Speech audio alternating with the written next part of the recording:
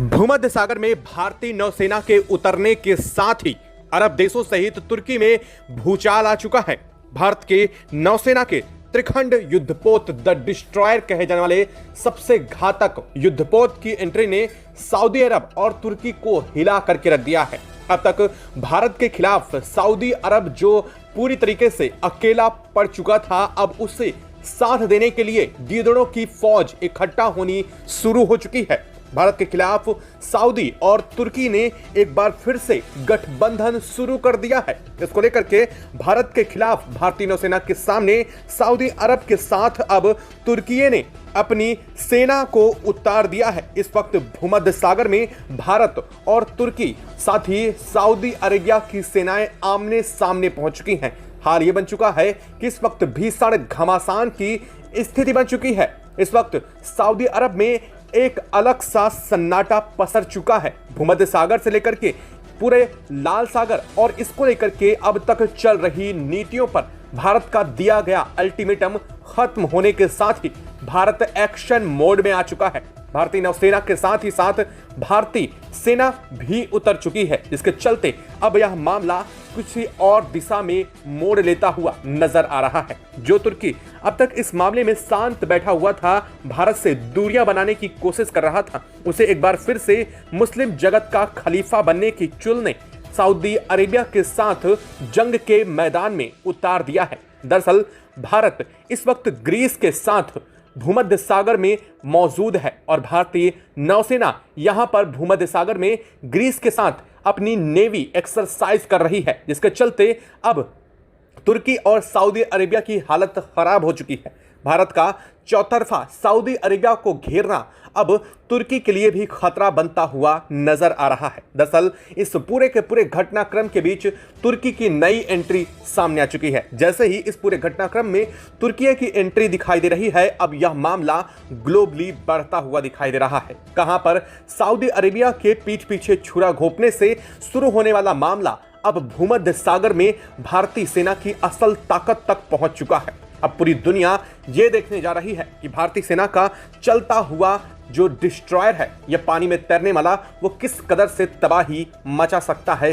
शायद दुनिया देखने जा रही है और इस बात का डर पूरी मीडिया से लेकर के वर्ल्ड वाइड ग्लोबली, यहां तक कि अमेरिका भी इस पर अपनी नजरें गड़ा चुका है। अमेरिका जब तक इस पूरे मामले में दूर से बैठ करके सिर्फ देख रहा था, वो अब इस मामले में एंट्री लेने जा रहा है और इस मामले में सऊदी अरेबिया और तुर्की की एंट्री के बीच अमेरिका की बड़ी एंट्री की खबर भी सामने आ चुकी है। क्या इस वक्त पूरी खबर, क्या पूरी अपडेट सामने रही है? आखिरकार माजरा क्या है? क्यों आखिरकार भारत ने सऊदी अरेबिया के साथ साथ अब तुर्की को भी इस पूरे घटनाक्रम में लपेट दिया है और इस पूरे घटनाक्रम में सऊदी अरेबिया की एंट्री भारत के लिए क्या मायने रखती है और किस कदर से सऊदी अरेबिया भारत के खिलाफ खड़ा होकर के अब क्या करना चाह रहा है, जानेंगे इस वीडियो में। चैनल पर तो बने रहें, वीडियो को लाइक और चैनल को अगर अभी तक आपने सब्सक्राइब नहीं किया है तो चैनल को सब्सक्राइब कर लें और बेल आइकन को जरूर दबा लीजिएगा ताकि जुड़ी खबर अपडेट आप तक सबसे पहले पहुंचती रहे। और दोस्तों, भारत की सामरिक शक्ति और भारत की कूटनीतिक क्षमता का यह अब तक का सबसे बड़ा परिचय है, जब भारत अकेले मुस्लिम देशों के सामने खड़ा हो चुका है और इस वक्त इसके बावजूद मुस्लिम देशों का गुट डरा हुआ है भारत की नौसेना के सामने। वास्तव में भारत की नौसेना दुनिया की वर्ल्ड वाइड नौसेनाओं में सबसे एडवांस सेना है और इसके लिए भारत के लिए कमेंट बॉक्स में एक जय हिंद तो दोस्तों जरूर बनता है। और हाँ दोस्तों, आप देश के जिस भी कोने, जिस इलाके, जिस शहर से आप बैठ करके वीडियो देख रहे हैं, उस शहर का नाम और अपना जगह कमेंट बॉक्स में लिख करके ज़रूर बताइएगा। साथ ही आप इस चैनल को सब्सक्राइब करके बेल आइकन को ऑल पर ज़रूर सेट कर लीजिएगा ताकि हमें यह भी पता चल सके कि आखिरकार आप किस जगह से और कहां तक हमारी वीडियो देखी जा रही हैं। और हाँ, इसके लिए आप तक और भी आगे की अपडेट पहुंच सके, इसके लिए यह करना बेहद ज़रूरी है। दोस्तों, भारत की सामरिक शक्ति का अब प्रदर्शन पूरी दुनिया के सामने आ चुका है। भारत जब तक इस पूरे मामले को शांति से निपटाने की कोशिश कर रहा था, दरअसल यह मामला अब शांति से निपटने वाला दिखाई नहीं दे रहा है। हाल ये बन चुका है कि भारत अब सऊदी अरेबिया को चौतरफा घेर चुका है। एक तरफ तो भारत ने पहले ही अरब सागर में अपने नौसेना युद्धपोतों को उतार करके सऊदी अरब के लिए सरदर्द खड़ा कर दिया था, लेकिन अब यह मामला सिर्फ सऊदी अरेबिया तक सीमित नहीं रह गया है। दोस्तों, अब इस मामले में भारत का सबसे बड़ा दुश्मन, या यूं कह लीजिए भारत का एक और महम छिपा हुआ पीठ पीछे वार करने वाला दुश्मन तुर्की भारत के सामने खुल करके आ चुका है। जो तुर्की अब तक ऑपरेशन सिंदूर के दौरान भी भारत के पीठ पीछे काम कर रहा था, वही तुर्की अब इस मामले में भी सामने आ चुका है। भारतीय सेना इस वक्त मेडिटेरियन सी यानी कि भूमध्य सागर में उतर चुकी है। भारतीय नौसेना का सबसे घातक, या यूं कह लीजिए भारत का सबसे एडवांस डिस्ट्रॉयर त्रिखंड यहां पर उतर चुका है, और इसके उतरने के साथ ही अरब देशों की नींदें हराम हो चुकी हैं।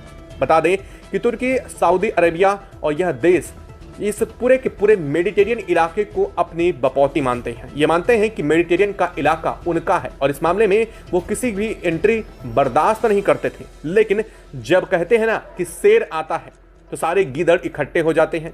हाल इस वक्त कुछ ऐसा ही बन रहा है दोस्तों। जब भारत की एंट्री अब मेडिटेरियन सी में हो चुकी है तो यहां पर तुर्की, सऊदी अरेबिया इकट्ठा हो चुके हैं। भारतीय नौसेना के सामने तुर्की और सऊदी अरेबिया ने अपने जहाज उतार दिए हैं। ये जहाजी जंगी बेड़े भारत की सेना के सामने आ चुके हैं, लेकिन माजरा कुछ और ही है। दरअसल इस वक्त भारत और ग्रीस के साथ सबसे बड़ी नेवल एक्सरसाइज चल रही है, और यह नेवल एक्सरसाइज सिर्फ कहने के लिए एक्सरसाइज है, लेकिन असल में यह सऊदी अरेबिया और तुर्की के लिए भारत का अल्टीमेटम बताया जा रहा है। कहा यह जा रहा है कि भारत ग्रीस को सपोर्ट करके तुर्कियों को सीधा काउंटर कर रहा है। और यहां पर अगर देखा जाए तो हाल कुछ ऐसा ही है जैसे साउथ चाइना सी में चाइना अपना कोप बढ़ाता जा रहा है और आसपास के देशों को तंग करता है। हाल कुछ ऐसा ही है यहाँ मेडिटेरियन सी में भी तुर्की के कुछ ऐसे ही हाल हैं। तुर्की मेडिटेरियन में अपने प्रभाव को बढ़ाने के लिए यहाँ किसी भी देश की एंट्री नहीं बर्दाश्त करता, लेकिन अब ग्रीस के साथ जैसे ही भारत उतर चुका है तो सऊदी अरेबिया की आंखें खटक चुकी हैं। एक तरफ तो सऊदी अरेबिया और तुर्की दोनों एक हो चुके हैं, तो दूसरी तरफ तुर्की ने भारत को यहां से निकलने के लिए 48 घंटे का अल्टीमेटम दिया था। बता दें कि तुर्की ने कहा था कि भारतीय नौसैनिक बेड़ा जल्द से जल्द मेडिटेरियन सी से वापसी ले ले, क्योंकि यह उसका सामरिक और सुदृढ़ क्षेत्र है। यानी कि अगर इस क्षेत्र में एंट्री करता है भारत तो इसके लिए सऊदी अरेबिया और तुर्की एक्शन ले सकते हैं उसके शिप के खिलाफ। लेकिन भारत ने यहां पर भी इस पूरे के पूरे वार्निंग को दरकिनार करते हुए ग्रीस के साथ अपनी नौसैनिक अभ्यास जारी रखा है। और आपको बता दें कि जब कोई देश किसी देश के साथ नौसैनिक अभ्यास कर रहा होता है तो उस वक्त साफ मतलब ये है कि उस देश के साथ उसका सबसे घनिष्ठ संबंध है, और इस वक्त उसे ऐसी सुरक्षा दुनिया से प्राप्त होती है इस नियमों के अनुसार कि अगर कोई दूसरा देश उस एक्सरसाइज में दखल देने की कोशिश करता है तो सामने वाला देश उसे अपनी संप्रभुता पर खतरा मानते हुए उस पर अपना हमला कर सकता है। यानी कि अगर भारत और ग्रीस की एक्सरसाइज के बीच तुर्की भारत के शिप पर द डिस्ट्रॉयर पर कुछ भी इस्तेमाल करता है या कोई भी लॉन्चिंग पैड करता है तो इसका साफ मतलब यह है कि भारत के खिलाफ सीधा तुर्की थ्रेड बनेगा, और अगर तुर्की ऐसा करता है तो यह सीधे जंग का आह्वान है, और इस मामले में भारत कोई भी रिटेलिएशन करने के लिए फ्री हैंड हो जाएगा। यह रूल कहता है, यह नियम कहता है, और इसीलिए भारत इंतजार कर रहा है। और साथ साथ तुर्की की दी हुई वार्निंग को भारत ने नकार दिया है। एक तरफ तो सऊदी अरेबिया पूरी दुनिया के सामने अलग थलग पड़ता हुआ नजर आ रहा है, भारत के सामने गिड़गिड़ाने को मजबूर है, लेकिन जैसे ही उसे तुर्की का सपोर्ट मिला एक बार फिर से उसने अपनी चाल बदलते हुए भारत के पीठ पीछे छुरा घोंपना बंद नहीं किया। यानी कि एक बात तो साफ हो गई है कि सऊदी अरेबिया वो सपोला है जिसे अगर जरा से भी सह मिल जाए तो भारत को काटने से जरा सा भी नहीं चूकेगा, और इस वक्त वही हाल बन चुका है। सऊदी अरेबिया भारत को लगातार भारत के त्रिखंड और नौसेना अभ्यास को लेकर के लगातार कह रहा है कि भारत अपने शिप को यहां से हटाए, अपने नौसैनिक युद्धपोतों को यहां से बाहर करे। लेकिन भारत ने दरअसल अब उल्टा काम कर दिया है। भारत ने यहां पर तुर्की की लगातार भारत के थ्रेट को देखते हुए भारत ने अपनी नौसेना के साथ साथ अपने सबसे खतरनाक कमांडो भी उतार दिए हैं, और इसकी एंट्री के साथ ही मान लो भूचाल आ चुका है। ऐसा लग रहा है कि तुर्की सीधा इस पर अपना हमला मान रहा है, अपने ऊपर सबसे बड़ा थ्रेट मानते हुए तुर्की इसके लिए अपनी सुरक्षा चाक चौबंद करने पर लग चुका है। एक तरफ तो तुर्की को किसी देश का सपोर्ट नहीं है, कहा जाए तो तुर्की को लेकर के अमेरिका का मिलने वाला सपोर्ट भी अब खत्म है। इस वक्त तुर्की को किसी भी देश से सपोर्ट नहीं है। कहा यूं जाए कि अब तक रूस की तरफ से जो तुर्की को थोड़ा सपोर्ट मिल भी रहा था, भारत के खिलाफ उतरने के चलते तुर्की को मिलने वाला वो सपोर्ट भी खत्म हो चुका है। तो वहीं देखा जाए तो अरब देशों में मौजूदा इस वक्त तमाम देश भारत के पक्ष में उतर चुके हैं। आपको बता दें कि सऊदी अरब तुर्की सिर्फ अकेले हैं। हालांकि इसमें कई सारे देश तटस्थ बने हुए हैं, लेकिन देखना यह है कि अब सऊदी अरेबिया और तुर्की के साथ और कौन कौन से देश यहां पर एंट्री ले सकते हैं। तो वहीं दूसरी तरफ भारत ने साफ कर दिया है कि अब अरब सागर से होते हुए सऊदी अरब को किए जाने वाले व्यापार पर भी भारत सीधा बैन ठोकेगा। यानी कि यहां से किसी भी शिप के पास होने की अब संभावना नगण्य हो जाएगी, जो सऊदी अरेबिया के लिए जाने वाला है। यानी कि सऊदी अरेबिया के लिए एक बहुत बड़ा मार्ग, या यूं कह लीजिए एक बहुत बड़ा रास्ता भारत सीधे सीधे बंद करने जा रहा है। और यही बात सऊदी अरेबिया तुर्की को पूरी तरीके से खटक चुकी है। भारतीय नौसेनाएं जिस तरह से तबाही मचाने का काम कर रही हैं, जिस तरह से भारतीय नौसेना का उतरने का काम हुआ है, उसके साथ ही कहा यह जा रहा है कि भारत का नौसैनिक युद्धपोत त्रिखंड कोई आम युद्धपोत नहीं है, या फिर यूं कह लीजिए कि यह सिर्फ एक डिस्ट्रॉयर नहीं है, बल्कि यह चलता फिरता एक